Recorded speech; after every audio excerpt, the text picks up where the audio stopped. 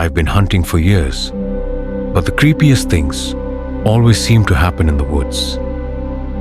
There's something about being isolated, surrounded by thick trees and silence, that makes your skin crawl. I used to think it was just my imagination, until I started hearing stories from other hunters. And then, it happened to me. A few years ago, I was out hunting with my dad and uncle near a secluded forest area.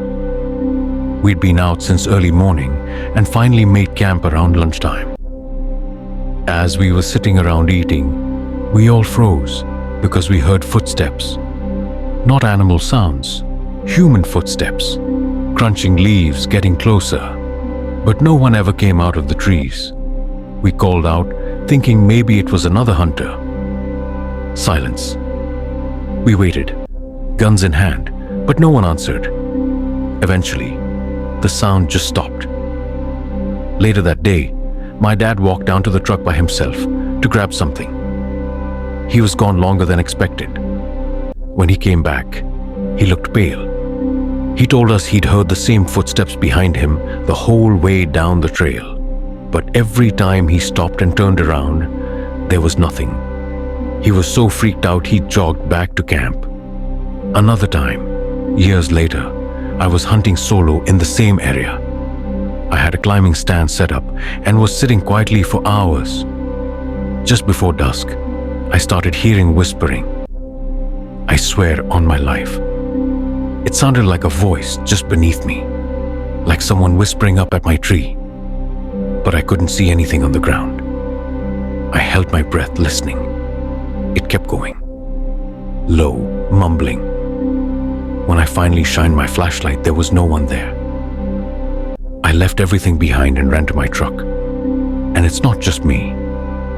A guy I met at a gun range told me his friend had been deep in the woods and came across a deer, just standing still, staring. But something was wrong. Its legs looked twisted, like they were bent backward.